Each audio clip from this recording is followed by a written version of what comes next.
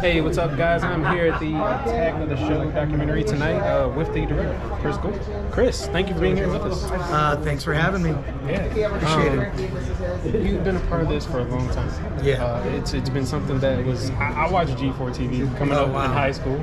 I'm from the East Coast, so I'm just excited to be a part of this. Oh, that's cool. What made you decide you want to come back and kind of bring this back and make a documentary? Well, Attack of the Doc, the documentary about Attack of the Show, I came up with this idea. Literally, the name Attack of the Doc popped into my head when I was at the 2017 South by Southwest Film Festival, because it was kind of like, I walk around and everybody recognized me from G4 TV, and I'm like, the network had already been canceled for 5 years. I'm like, why do people keep bringing it back up? Someone should make a documentary answering what happened to Attack of the Show.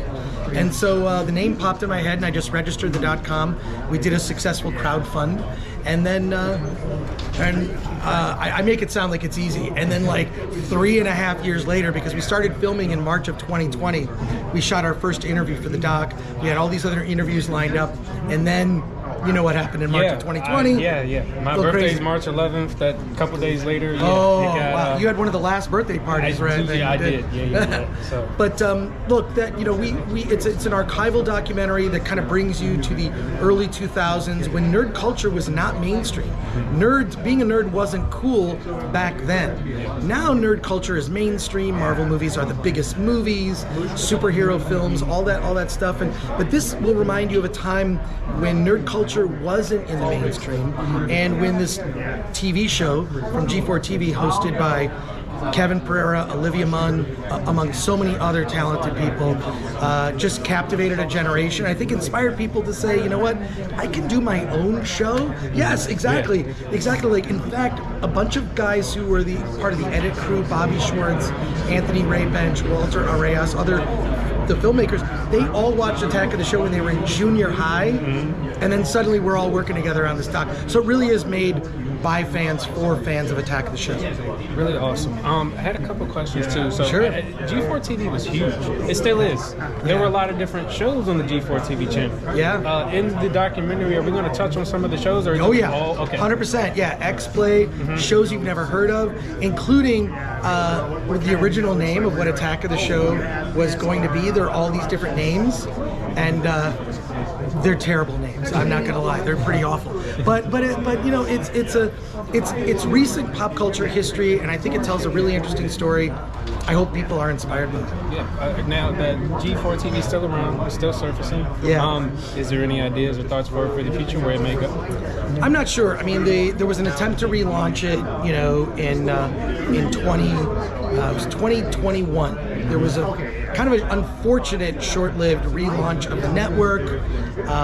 Who knows? I mean, anything can happen. Yeah. Anything can happen. They have made 3 Ant-Man movies. I never thought in my lifetime I'd see 1 Ant-Man movie. Yeah, so you never know what's going to happen, and who knows? I just hope that this movie is really just a way to kind of have member berries and recall like those earlier, simpler times with nerd culture. Awesome. A couple quick questions. Sure, yeah, let's go. With Attack of the Show, the documentary, give us a little bit tidbit of like what we're going to see tonight.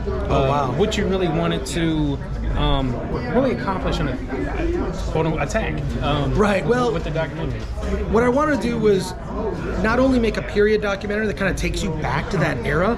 Like, I remember at that time I had like a Moto Razr. You probably don't even know what that phone was. Yes, I do. Oh, you do? Yeah, that was bigger. It was yeah. the coolest thing. So we tried to, with the beginning of the movie, kind of like set you back to that era. The flip, yeah. But then also you'll see things like Olivia Munn's audition tape. You're going to see like Kevin Pereira when he was an intern. How did they become, who was originally going to be the host before Olivia Munn? A lot of questions answered there. Why did the network shut down? What happened to it? And kind of what also the legacy of G4 TV and Attack of the Show. I think that's an important part of the doc for me. Super cool. Request. Yes. If it does ever come back, if you're watching out there, I know Xavier Woods has been a big fan of G4 TV for the longest time. Xavier Woods. I watched him. And he talks about being a host. Is there any possibility in the future we could? I know you said who knows, but is there any possibility we can see him as a host for G4 TV? If it were up to me, 100%. But a lot of those decisions are not up to me, unfortunately. look, I was on the show, so I was one of the people who came on a weekly basis. I talked about movies. I did that segment DVD Tuesday. So I was like 1 foot in. I was like a host, one of the hosts, but also like I was, I was a fan of the show. So I had like an inside look, but I didn't know everything. So that's kind of the look that you'll get. Like I was really surprised how much I learned doing the interviews, because I interviewed like over 20 people who work behind the scenes, the 2 directors of the show, the head writer, Casey Schreiner. You're gonna learn a lot. So, and also hopefully laugh. So cool. Chris Bohr, ladies and gentlemen. Chris, real quick before we get you out of here, Yeah. How can they find it? How can they be a part of it? When's it coming out? Easy. Attack of the Doc comes out on April 24th, which is the 21st anniversary of the launch of G4 TV. It's coming out on video on demand. Then in July, there'll be a Blu-ray, and you can get everything at attackofthedoc.com, or just follow us on social media, Attack of the Doc. There you have it. Chris, thank you so much, man. Thanks, Justin. I appreciate it. Thank you. All right, man. Wait, are we going to do this? What are we doing? We'll go what are we fist doing? bump. We'll do that. Yeah, Hey. fist bump. Thank you.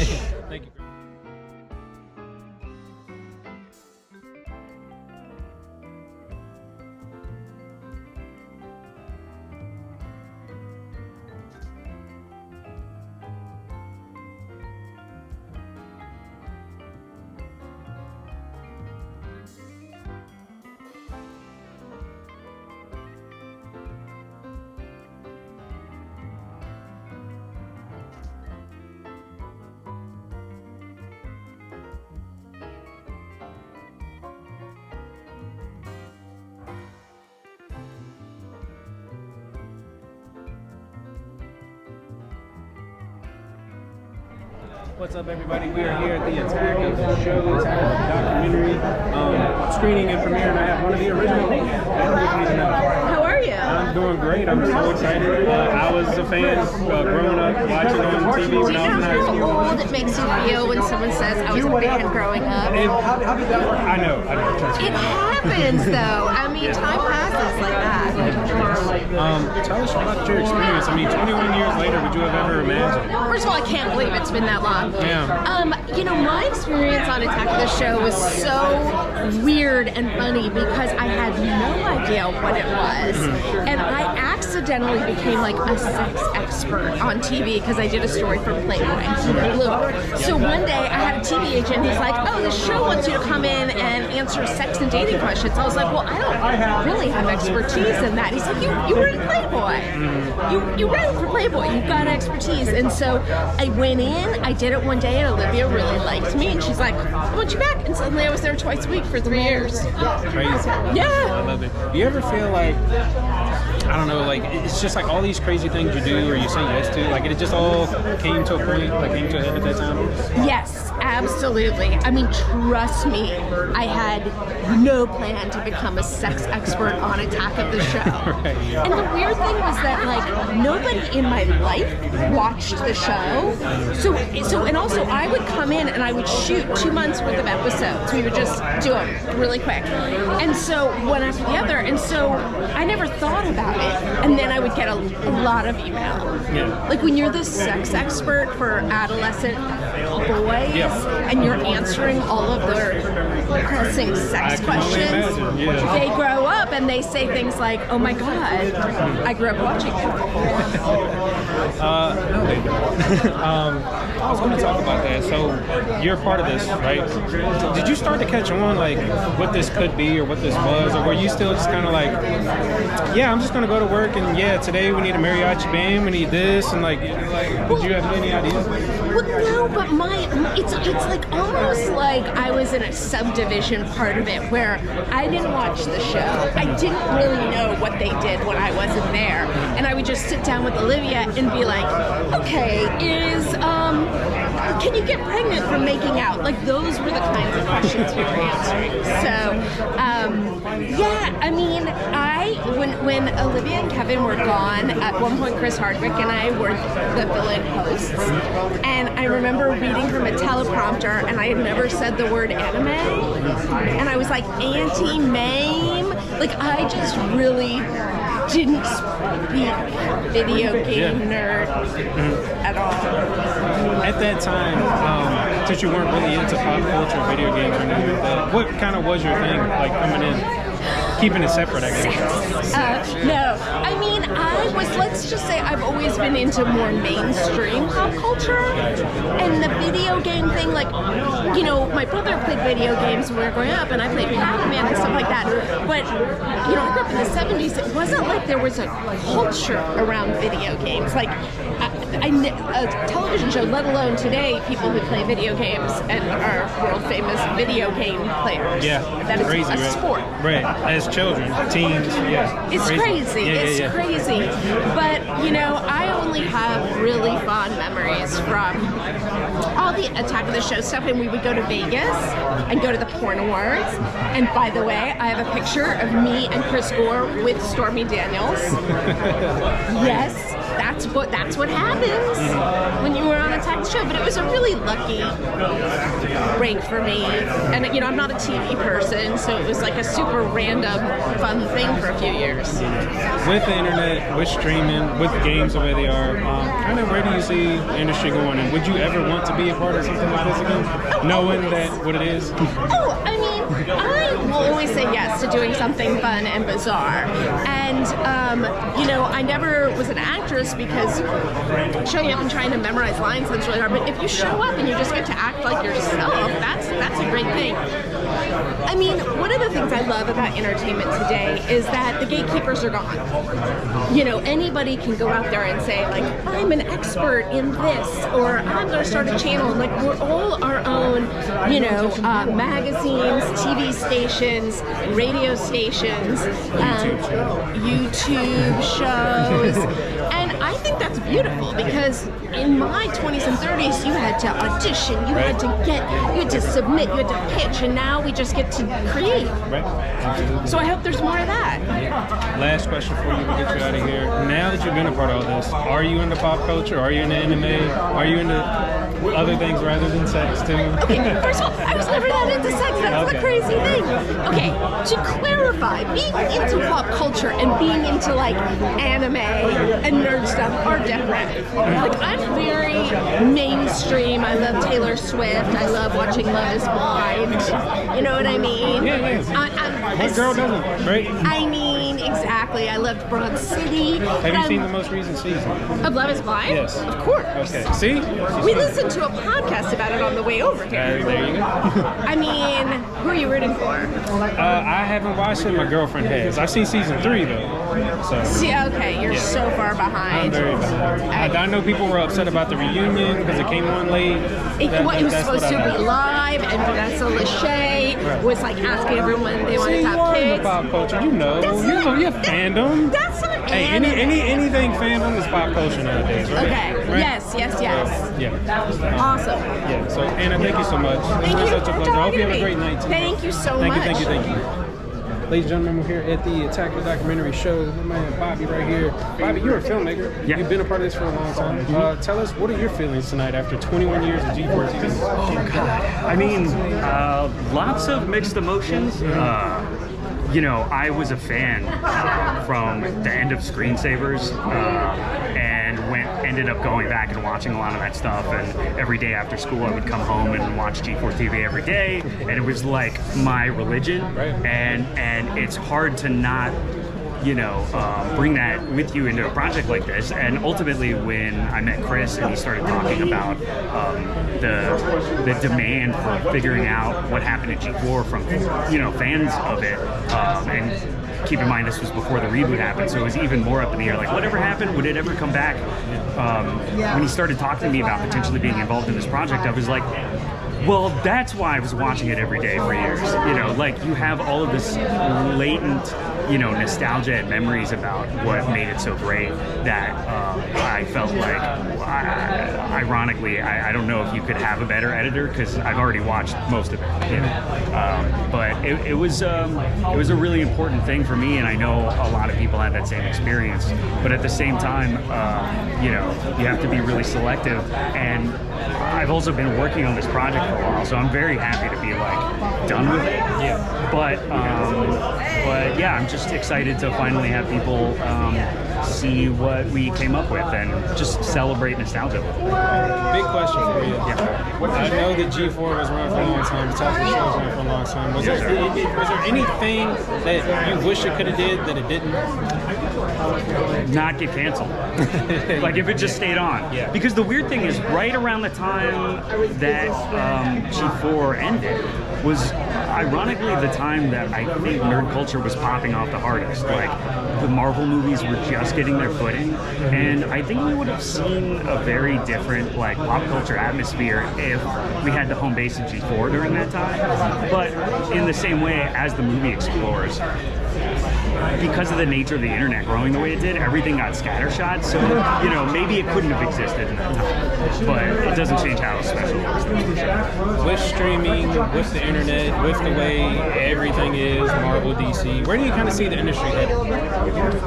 You know, it's fragmented right now for sure, but I think in a strange way, because everybody has a safe space to celebrate their fandom, you know, whatever you're into, there's a subreddit for it, you know, there's a multitude of Twitter accounts, there's a lot of safe spaces that you can go to celebrate it. I think it's kind of more open than it's ever been, and I think that that's important for people like me. At the time G4 was on, G4 was the first wave of feeling comfortable being into the things we were into, and now you don't have to be closeted anymore, you know, which is a great feeling. Right. With that, and you can kind of touch on it a little bit, do you ever see anything like G4T or Attack of the Show ever coming back? Or maybe something similar but different?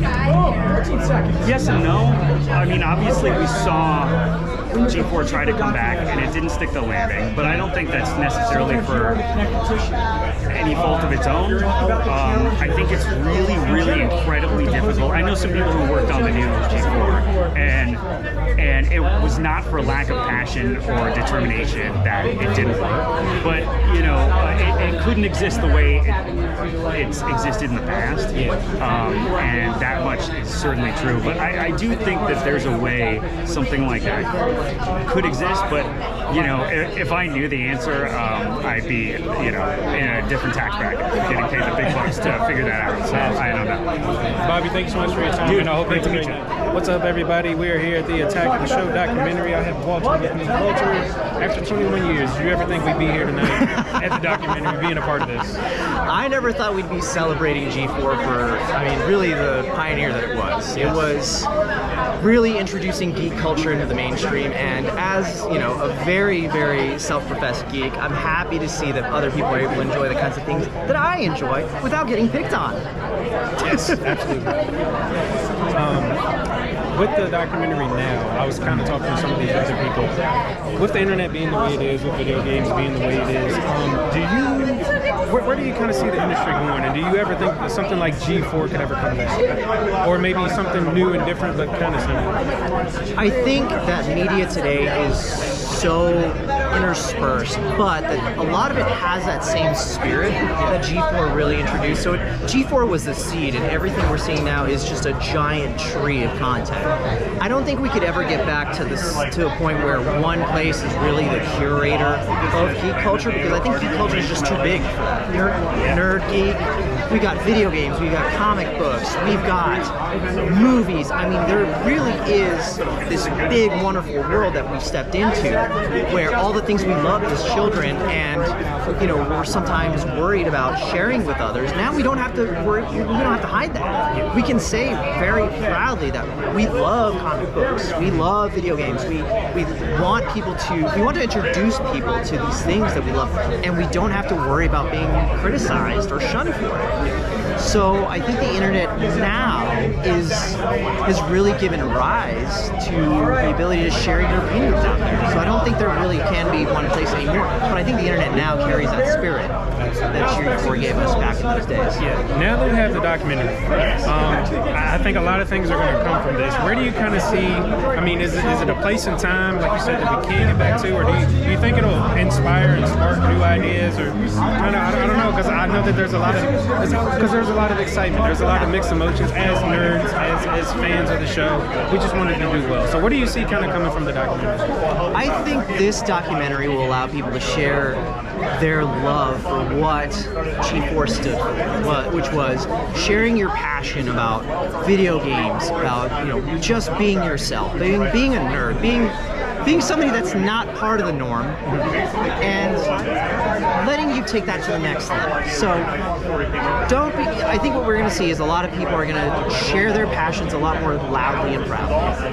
And I think we're going to see a lot more stories centered around those kinds of heroes or characters that we really grew up with on Attack of the Show. So I think we're going to see a change in the media landscape where it's going to be focused on a lot of individual stories, where before it was really about this grand narrative. I think we're going to see a lot of people's personal stories coming out, and there's a larger audience now that's out there that's willing to listen to them. And that's what I'm excited most about. Last question for you, because I thought about this. There is so many multitudes of media out there, so many different ways to digest, and so many different things to cling on to and be a part of a community. Where do you see there's something that maybe that nerd culture, that pop culture is missing? Unity, especially now. G4 planted that seed and it grew into a giant tree, and so many people were able to share that passion that they had, but they went in so many different directions. And I think what's missing now is a sense of unity, of it's okay to like, if you like Star Trek and I like Star Wars, look, we don't have a problem. It's okay. I think what we're seeing now is there's a lot more divisiveness out there than we saw 20 years ago. So I think that's really kind of the drawback of popular culture now. And I'd really like to see it come back to this place where we shared what we really wanted to, we shared our toys, we shared our games with you, so you can really enjoy, learning about somebody else's experience. And so I think we're missing that. Everybody's kind of pulled up into their own little, they've got tunnel vision. Everybody's got tunnel vision. They want that feedback loop, right? They don't want to grow outside of that little bubble that they've built. So I think that's one way that we can bring nerd unity back, is to let people grow outside that bubble, expose them to more and diverse kinds of media, and I think this is G4's one thing that did it. Walter, thank you so much, man. Pleasure meeting you. What's up, everybody? We're here at the documentary tonight of the screening. I got Dante with me. Dante, thanks so much for sharing your time. Absolutely. Glad to be here. Yes. Dante, after 20 plus years of G4 TV and just Attack of the Show, and that's coming back in the documentary, what has it been like to be a part of all this? Well, it's funny because I remember watching, I was married at the time, and I remember watching G4 with Chris Gore, and funny enough, a few years later, we just happened to run into each other at a bar, hit it off really well, and just have been friends ever since. And so I've been working with him and his company Film Thread for a while, and for me, G4 was always a special program. I feel like without G4, there would be no Twitch, there would be no YouTube. It kind of walked so these other platforms could run, and it was just fun. It was a different time. It was a bunch of young kids who didn't know what they were doing, who just wanted to have a good time and talk about the things they love, which was geek culture and movies and video games. And basically everything I loved, they were talking about, and I couldn't even believe a show like this was on TV. Like I couldn't believe it. Like I'm like, wait, is this a show for geeks like me? Absolutely. and G4 for me will always hold a special place because it was the birth of that. I mean, obviously now geek culture is everywhere, and it's a common thing, but back then it really wasn't. It was like this one little special corner of the universe that guys like me could see ourselves in. Absolutely. So coming up during that time, what were some of the things that you were into? Because was it a plethora of things, or was it you were passionate about one thing, or was it kind of just a combination? So for me, I was a big gamer back then, and even though Attack of the Show, they talk about games sometimes. I'm gonna get to that too, yeah. But for the most part, I was a big fan of Morgan Webb, and I loved her views on gaming. Yeah. And to be honest with you, she really impressed me because looking at her, she's gorgeous. I'm thinking, what does she know about gaming? Exactly. And she blew my mind with how much she really knew and how specific she was about different games. And so, for me, being a gamer, that was probably one of my favorite parts of G4 was watching her segment of video games. Yeah, no, same here. To that point, there was a point in time where kind of Attack of the Show crossed over into mainstream media, kind of like a shock factor almost. It's like, can we do this? How do you think that kind of came into be with the video games and the geek culture that they have? How did that kind of intertwine? Well, what's funny is I feel like G4 came around at the right time, right? Because right around that time, the first Iron Man movie came out, right? And Comic-Con started getting a little bit bigger, and they were the first company to say, hey, we need to hop on this Comic-Con thing, and they really brought eyes to Comic-Con, and I think that opened them up even more, right? I think it was just the right show at the right time, and from there it just exploded. Yeah, absolutely. With the industry that it is today, streaming, like you said, Twitch, all these huge tournaments that they have, kind of where do you see it going, and do you see kind of a place that kind of grounds it, maybe unites people that isn't there now, kind of like a G4 TV? I think G4 was lightning in a bottle. Yeah. And I don't know if we can capture that again, but what I do think is there are more outlets for people to create something like a G4, right? Like, I think there's some amazing Twitch streamers out there, and to the point where, I'm impressed with how professional some of these Twitch streamers are. Like, these are young kids who you think have been in the industry for a long time, and they're not industry people. They're just good at what they do. But I don't see gaming slowing down, and I think there's only going to be more and more outlets for gaming to grow, and I think it's just wide open right now. Absolutely. Dante, thank you so much, man. What's up, ladies and gentlemen? I'm here at the Attack of the Show documentary. One of the producers, Chris Flint. Chris, thank you for being here with us. No, thanks for being here. Chris, you've been with G4 for a long time. Did you ever think that it would come to this 21st anniversary documentary? No. I thought when we were done, we were done. Yeah, that was it. That's why I knew fans were heartbroken that we were done. Yes. Is that what you But want? I didn't picture us like, we're going to do a documentary. And when we were actually there at G4, I thought about doing a film, like a comedy film. But never pictured doing this. When you guys first started, was the aim pop culture? Was it video games? Was it a little bit of everything? Or were you just doing something fun with your friends? To G4? Yeah. Well, I think they were focused on video games. Everything was niche television back then and cable, and I think they were focusing, on the video game market. Saying, well, nobody else is doing this. So I think You look sexy. I shouldn't even. yes, I think that. Attack of the Show. What do you think made it such a spectacle that it was? Because it kind of just evolved over time. I think because it kind of turned into a carnival. And it was so unpredictable. I look back and just remember walking in, and we'd get our show sheet for the beginning of the day after they get out of their meeting. They would be like, okay, today, this is just a regular average day. We need a mariachi band, 5 guys in harpoon costumes, harpooner costumes, 2 sushi chefs, and a guy in a dolphin costume, and that's just the A block. The wizard comes later. Right. And where else are you going to do SEAL? Right.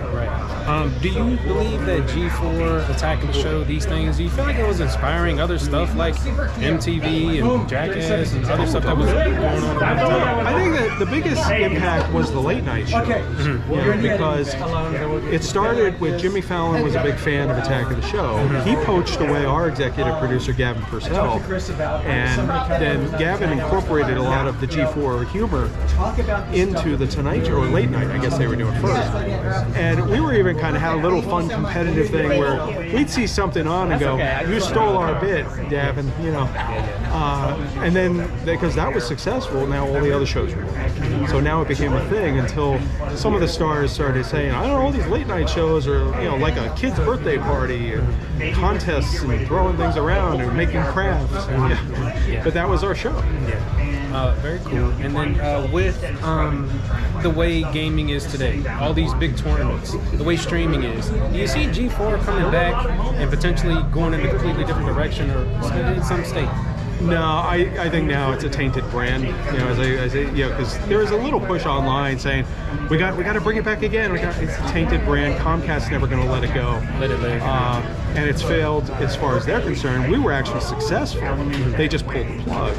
But you know, technically it's failed twice. So I don't see anybody bringing it back. And the lesson from new G4 was, you know, the new media landscape is so, you know, kind of watered down with all these different, you know, YouTubers and things. You know, we had different camps on. You know, half the camp thought the YouTubers basically have made G4 irrelevant because they're doing it cheaper and better at home. My feeling was, had G4 come back in and been done right, you know, as the key, you know, it could have sucked all the oxygen out of the room and basically done like a Walmart coming into a town and shutting down all the mom and pop stores because they've got the Comcast money behind them. They can do big spectacle gags and things. And at that point, if they were doing it right, why do you want to go anywhere else? Why do you want to watch 5 YouTubers when you can get everything from just watching Attack of the Show and Exploit? So it could have worked, but then there's issues of, you know, tastes are different, you know, and that was a big issue with them coming back and it's covered in the documentary, you know, like a lot of the things that we did, you definitely couldn't do now. Yeah. But that's also what made the show so magical. And now it's great for, you know, younger people to go, I can't see anything like that on TV, but I have an appetite for it. I'm going to go to YouTube and I'm going to watch these old episodes of the show. Speaking of that, Chris, before we let you out of here, for the youth and everything that you've learned from being a part of this, what would you like to leave all the listeners out there with? Definitely see the documentary. And enjoy it. It brings back all the good feelings. You know, G4 fans have been through a lot the last 2 years. There's a lot of trauma, a lot of pain there. This makes it all better. There you go, Chris Flynn, ladies and gentlemen. Chris, thank you so much for your time. I met this guy, Bobby Schwartz. We were at a bar. Go figure. It was it was Hollywood and Highland. What bar was it? I think it was the Cantina. The Cantina, Cabo Wabo. And he was a mere child when he used to watch this show.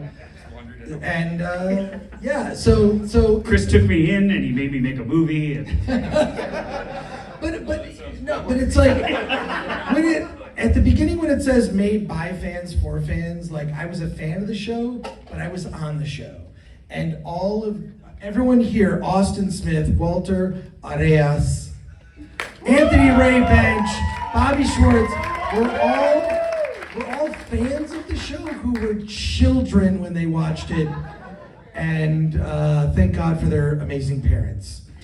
So, yeah, we'd like to give a big shout out to all of our parents. Yes. The show. While you were putting this together, what are some of the feelings and thoughts you had while you were pulling this film together? I literally answered this during the first Q&A, so I apologize for anybody who stayed for both showings.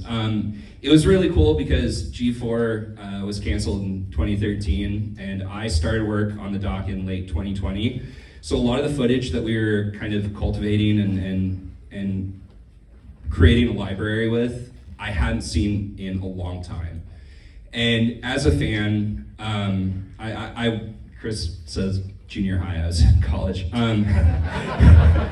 As a fan that literally came home every day and just really looked forward to watching Attack of the Show and just G4 in general, that footage meant a lot to me. It took me back to a much simpler time in my life, and it was, quite frankly, just really cool to relive those memories, and also kind of sad because you know that it's never going to come back in the way that it was.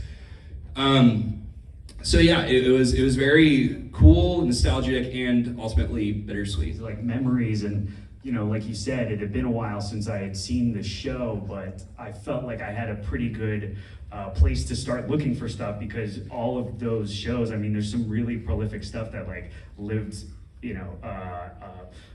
had a permanent spot in my mind, and I hope that we picked moments that, if you were a fan of the show, were ones that you remembered. It was really hard to put everything in there. I mean, 90 minutes out of like over 10 years of television is, probably, I mean, that was one of the thoughts I had while I was making the movies, like, how are we gonna do this?